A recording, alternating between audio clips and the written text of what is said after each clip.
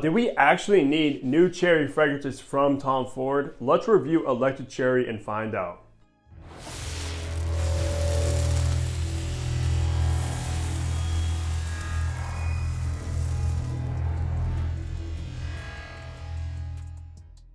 Hey, what's going on? Hunter here and welcome back to my channel. And if you are new, what I do is I make fragrance related content. So if you love fragrances, hit that subscribe button down below and also be sure to check out my Instagram page. But that's right, in my hand I have one of the two new cherry fragrances from Tom Ford, which is Electric Cherry. This was launched alongside a Cherry Smoke, so now there's three cherry-based fragrances in Tom Ford's lineup with Lost Cherry, Cherry Smoke, and Electric Cherry. So we're gonna talk about if that's actually redundant or not. But before we do, let's talk about some information. Now, this was of course launched in 2023, just a few months ago. Now for the retail price, which is mind-blowing, you can pick up a 30 ml like I have in hand for $250, or you could go for the 50 ml for $395. So that is absolutely unbelievable how much Tom Ford has increased in pricing. Of course, this is in the higher end private blends alongside FM Fabulous, Lost Cherry of course, Rose Prick, Bitter Peach, and some others. But I just don't understand how they could sell these for such a high price tag. That is just insane in my opinion. Especially coming from a designer house like Tom Ford, which they're not even a niche brand. That is unbelievable, guys, especially for even 100 mils of like Lost Cherry. Those go for $575 now. That is up there with like Creed pricing. I know I'm venting a lot about the price because yeah, I just can't believe it. But anyways, this is an eau de parfum concentration. And as far as the perfumer goes for Electric Cherry, I did not find that information out. I don't think Tom Ford listed the perfumer behind this one, unfortunately. With all that out of the way, let's go look at the packaging and presentation you get with Electric Cherry now. All right, now taking a look at the private blend box. If you've seen one, you've pretty much seen them all besides the color differences. Of course, this one is more of a lighter red compared to Cherry Smoke and the Lost Cherry. Of course, this is the 30 ml eau de parfum. Nothing on the sides. On the back, you do have some of your ingredients. And on the bottom, you will have your barcode and batch code to authenticate your product to see when it was produced. And all of these boxes lift up like so, and your fragrance is housed inside. So let's look at the bottle now. Now, taking a look at this bottle, I think the bottle does look pretty good. Like I said, it kind of resembles the box. It is a little bit lighter than Lost Cherry with that more deep red color. But you do, of course, have the same sticker on the front. On the bottom is your sticker as well with your batch code there. Also, nothing on the sides, nothing on the back. Now, the bottle is slightly see-through if you put it up to the light, which is nice. On top, you have that Tom Ford plaque in a light red. Nothing inside the cap, nothing on the atomizer, and the caps do not click. They are held on by pressure, but I would not be confident to pick this up. The top, you have cherry and ginger. In the mid, you have jasmine sandback. And in the base, you have pink pepper and brettolide and musk. And this fragrance will be classified as a fruity floral. So let's spray this and test out these private blend atomizers. Nothing special at all. Honestly, for the price, this is probably one of the worst atomizers. It just shoots it very narrow and not pressurized at all. So let's smell Electric Cherry on the opening and remind myself of it. Now, right away in the opening, you are hit with that cherry note.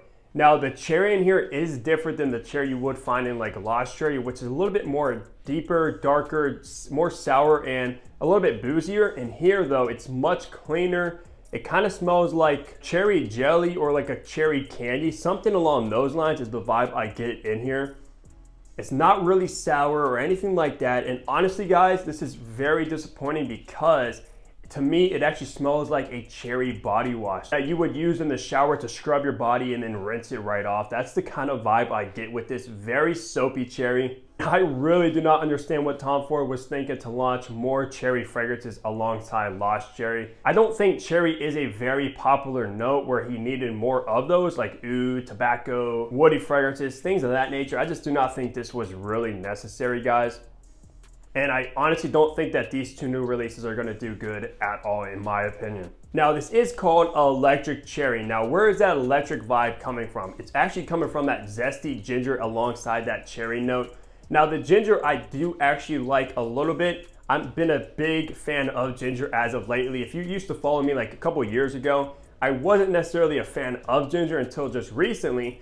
and I'm really starting to appreciate the note, and the ginger in here does give it that zesty, uplifting, electric vibe. Makes it a little bit more fun and playful and energetic. So once we make our way into the mid, the cherry is still there, but what you are gonna get or start to get is that jasmine. Now, the jasmine in here is clean. It's not really like a dirty, earthy jasmine, how I like them to be. This one is way more like feminine to my nose. It smells like a really classy, slightly powdery white floral jasmine that I think will work perfect on a woman. Tom Ford actually has a jasmine fragrance, which is Jasmine Rouge, and I do have right there, as you see. I love the way that jasmine comes across. Jasmine is actually one of my favorite white florals of all time. And usually I don't think it leans more feminine, especially when it's done in a way like that, earthy and dirty. In here though, it's the exact opposite. It's very clean and very feminine. I do have to say that jasmine doesn't really come across as cheap smelling, and jasmine is very expensive to use as a note in fragrances.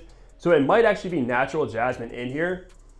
And that's obviously what you would be expected for paying $400 for a 50 ml fragrance. So you are getting a nice high quality jasmine at least. But once we finally make our way into the base of electric cherry is where it becomes very musky. And you're obviously going to get that from the musk note, which is a very nice clean white musk, alongside that embretellai, which is a synthetic note for, I believe, embret seeds or musk mallow, something like that is what this is pretty much going after. It's more ambery, more musky smelling. And that is definitely very, very prominent. Out of the entire like top, mid, and base, I much prefer the base of this fragrance because the way that clean musk is done is actually pretty enjoyable for me at least. It's not done bad whatsoever in the base. You also get a little bit of a kick from that spicy pink pepper note as well. To pretty much break down the DNA of this fragrance, at the top you are gonna get that very candy-like cherry note that is sort of like a cherry jam, along with that zesty ginger, which dries down to a slightly powdery, clean white jasmine note. And then of course that musky, spicy base. And compared to Lost Cherry does have a lot more depth and character. It's boozy, it's leathery, it's almondy, you get that cherry note. I much prefer Lost Cherry for me personally compared to Electric Cherry. Now, I used to own a 100 ml bottle of Lost Cherry, but my ex actually took it, so it is what it is, whatever. She can have it. I'll end up getting another bottle very soon.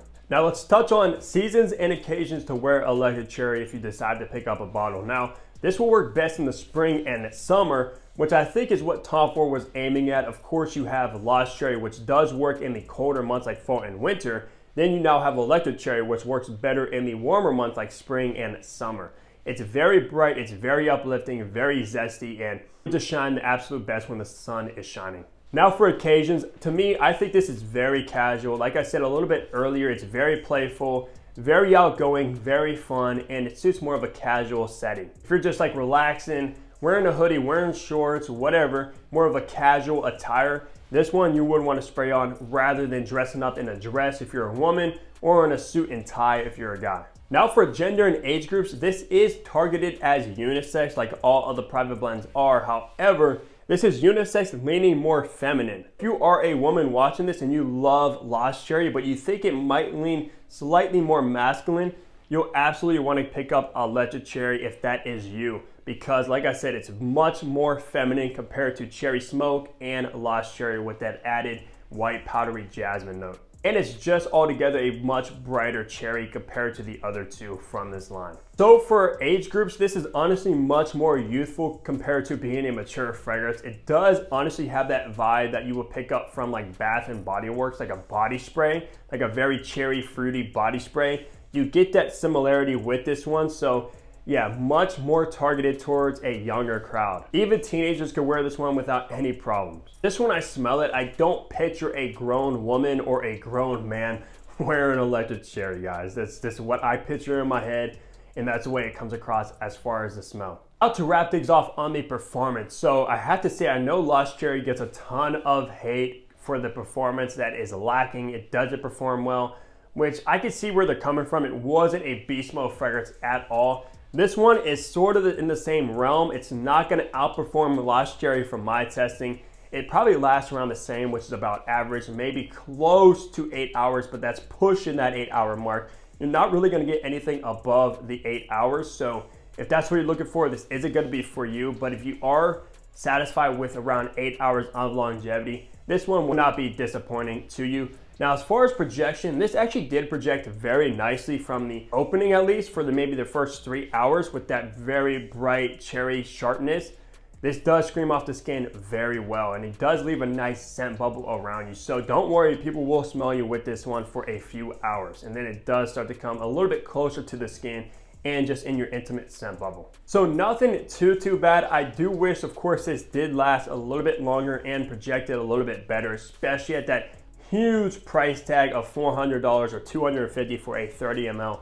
You expect a good performing fragrance, of course, but this one isn't the worst. Now, that's gonna do it for my review of the brand new electric cherry. Let me know down below if you're a fan of the original lost cherry, if you tried cherry smoke or electric cherry, and which is your favorite out of the three. For me, guys, lost cherry is still the king of the entire trio lineup. But regardless, leave a like on the video if you did enjoy it. Subscribe if you guys haven't already, and I'll see all of you back here in my next video. Take care, everybody.